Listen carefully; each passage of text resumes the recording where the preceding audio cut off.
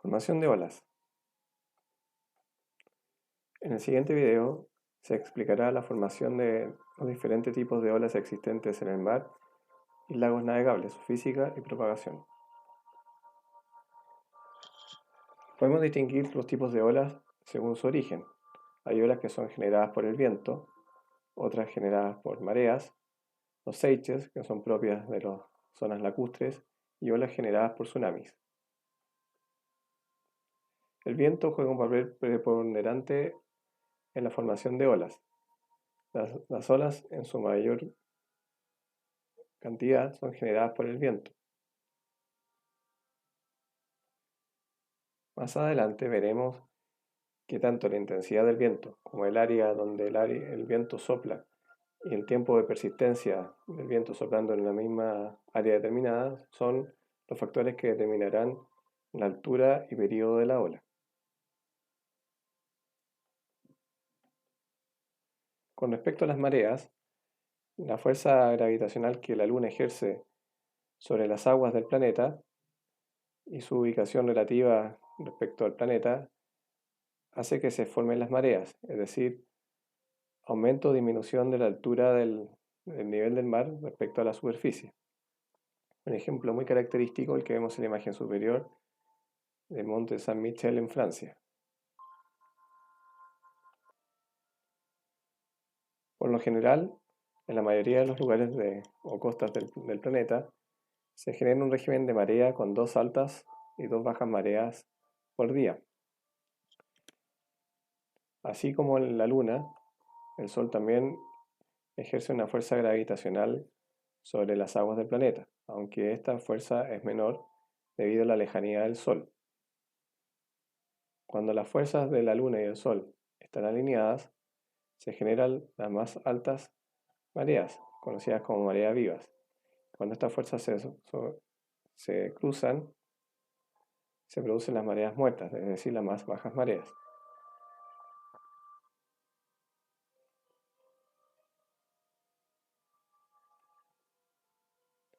Como decíamos anteriormente, por lo general, en la mayor cantidad de costas del planeta se genera un régimen de mareas con 2 altas o pleas y 2 bajas o baja mar por día. Sin embargo, hay algunos lugares del mundo, como en ciertos sectores de Norteamérica, como el Golfo de México, el oeste de Alaska, el Golfo de San Lorenzo, en que se genera una sola marea diurna, es decir, solo una alta y una baja de marea por día. En otros lugares existe un régimen mixto, es decir, existen 2 variaciones de marea por día, al igual que ocurre en la mayoría de los lugares. Sin embargo, una de estas es de mucho mayor magnitud que la anterior. En los grandes lagos se forman olas que se denominan seiches. Estas se generan debido a la fuerza que ejerce el viento sobre un extremo del lago. El viento ejercerá una fuerza en un extremo del lago generando un flujo de agua superficial que se traduce como una ola que se va al otro extremo. Luego, como una suerte de efecto de batiente, esta ola se devuelve a su lugar de origen.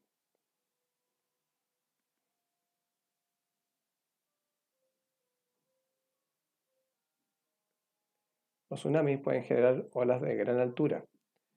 Respecto a los tsunamis, estos se originan principalmente debido a 3 razones: movimiento tectónico de placas submarinas, actividad volcánica submarina o bien desplazamientos de grandes volúmenes de terreno sobre las aguas. Existe una relevante diferencia del comportamiento de una ola de tsunami en alta mar como en las costas. En alta mar, las olas de tsunami se desplazan a gran velocidad y una altura que se verá incrementada cuando llegue a aguas someras cercanas a la costa y en el momento de llegar a costa, donde su altura aumentará y su velocidad disminuirá considerablemente. Cabe señalar que por lo general los tsunamis son trenes de varias ondas u olas de agua sucesivas. Algunas de estas han alcanzado los 30 metros de altura. Repasando un poco la física de la ola, esta es prácticamente muy similar a la de una onda. Podemos distinguir una cresta y un seno. La altura de la ola se mide desde la cresta hasta su seno. Un error muy común es medir solamente la amplitud como altura de la ola. La longitud de la ola se mide entre dos crestas sucesivas, así también el período, que es el tiempo que tarda en pasar dos crestas sucesivas por un mismo punto. Como mencionábamos al principio, el viento es determinante en la formación de olas y existe una proporción respecto a la velocidad o intensidad del viento con la altura de ola que se genera.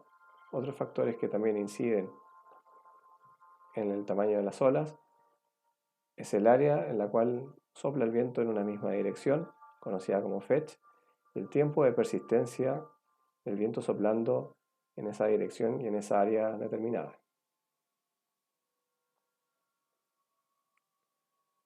El concepto de altura total del mar o ola significativa es la suma de olas que se traslapan y que provienen de distintas direcciones. Es muy común en el alta mar tener olas de distintas direcciones originadas por una mar de fondo o una mar de viento, por ejemplo. En relación a la anterior, la mar de viento es aquella que se origina en el fetch, en el área donde está soplando el viento directamente. Esta se proyecta como mar de fondo a medida que se va alejando del área del fetch. Por lo anterior, es muy posible que en un lugar de la superficie del mar tengamos olas de distintas direcciones, tanto como mar de viento formada localmente como mar de fondo de distintas direcciones provenientes de lugares más lejanos. Así entendemos el concepto de oleaje, que se define como cualquier ola generada por el viento y que ha salido de su región de origen, es decir, el fetch.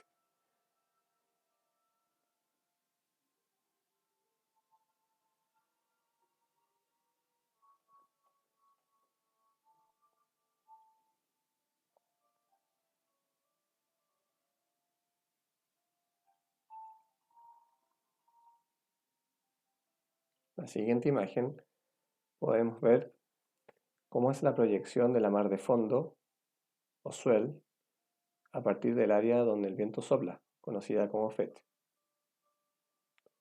A medida que la ola avanza, va alargando su período y su longitud de onda. Con respecto a la trayectoria que sigue el oleaje en alta mar, este no se da en línea recta, sino que sigue una curva ortográfica debido a la curvatura terrestre. Por ejemplo, el área del rectángulo celeste corresponde a un fetch y la ola seguirá el curso de la línea verde en forma oblicua y no la línea recta trazada en rojo. Como mencionábamos anteriormente, se puede distinguir un oleaje nuevo, conocido como mar de viento, con un periodo de ola más corto y olas más constantes, a una mar de viento o oleaje viejo, con un periodo y longitud de onda más largo. A continuación daremos un ejemplo de una formación de ola con una carta sinóptica del Servicio Meteorológico de la Armada. Acá en el rectángulo amarillo podemos ver una zona de fetch, una vasta área donde el viento sopla en una misma dirección, marcada con la flecha roja. Esto generará un oleaje como mar de fondo proyectándose a la costa en el sentido de la flecha amarilla. Acá podemos distinguir dos ejemplos más, con dos fetch diferentes, que generarán oleajes en distintas direcciones. En este caso, uno directamente hacia la zona central y uno que se proyecta hacia la zona centro-norte.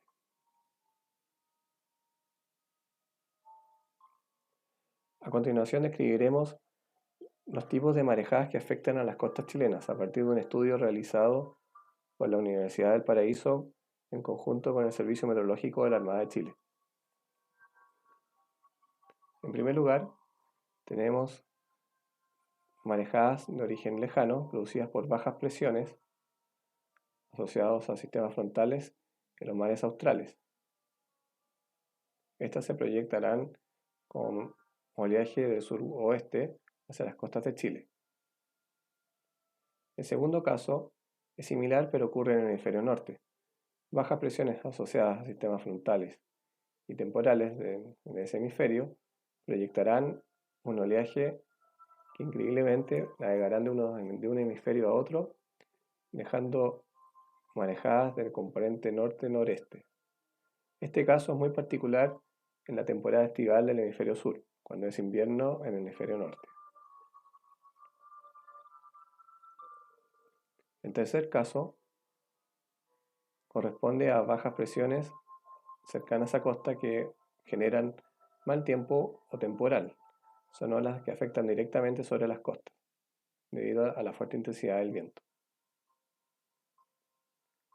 El cuarto caso es oleaje producido producto del anticiclón, que también se acerca a la costa de Chile. En este caso, se generará una marejada de componente suroeste.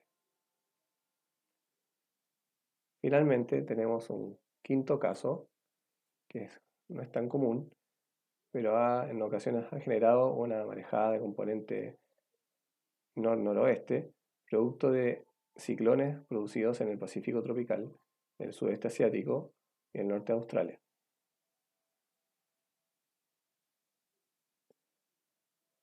Para los casos 1, 2 y 5 nos referimos a marejadas de origen de campo lejano, mientras que para los casos 3 y 4 nos referimos a marejadas de origen de campo cercano. De acuerdo a su magnitud y a los posibles efectos que puede generar en el litoral, el Servicio Meteorológico de la Armada ha catalogado las marejadas en 3 categorías.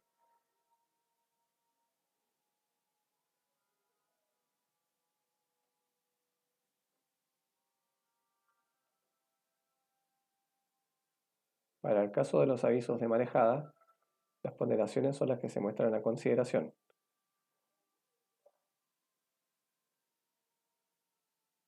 Por lo general, para marejadas de origen de campo lejano o producto del anticiclón, se considera un oleaje con olas en el sector oceánico a contar de 3 metros o más. Para el caso de marejadas originadas de campo lejano o componente noroeste, se considera una mar de fondo de 1,8 a 2,5 metros, como es el caso número 2. Estas marejadas que se originan por mal tiempo del hemisferio norte. Respecto a las marejadas anormales, considera aquellas que tengan componente norte-noroeste, 2,5 metros cuando son originadas en campo lejano y un periodo de hora de 14 a 18 segundos, y sobre 2 metros con un periodo superior a los 18 segundos. También considera olas producidas por una baja presión asociada a un sistema frontal de componente norte-noroeste con un oleaje en alta mar a contar de 3 metros, sin considerar su periodo. Y por último, oleaje producido tras el paso de un sistema frontal o de origen en campo lejano con olas superiores a los 4 metros. Por último, acá tenemos una estadística de cierre de puertos para la zona norte, centro y sur de Chile. Podemos ver que los puertos de la zona norte, la mayor tasa de cierre de puertos se debe al origen de marejadas. A medida que avanzamos hacia el sur, la mayor tasa de cierre de puertos se debe a condición de mal tiempo o tiempo variable, por condiciones locales producidas por vientos asociados a sistemas frontales o temporales.